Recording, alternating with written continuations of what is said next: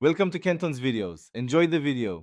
You start by confirming the essentials: ownership, permits, and local limits, because legal clearance prevents wasted work. Once you have that, measure depth at low tide and test substrate. This tells you piling length and float type.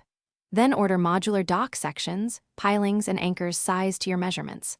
While waiting, scout the site for obstructions and tidal patterns, so when materials arrive you can move straight to placement.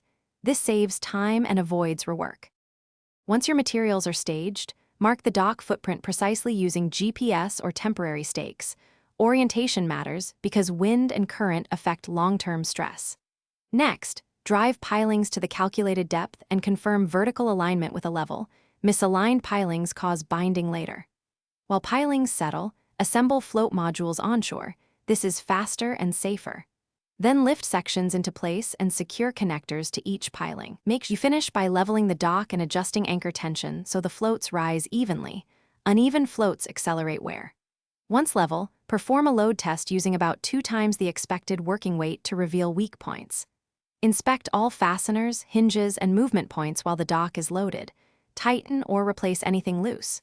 If you see drift, sag, or asymmetric motion, retention anchors, add cross-bracing, or increase piling depth. Quick troubleshooting like this prevents damage and extends service life.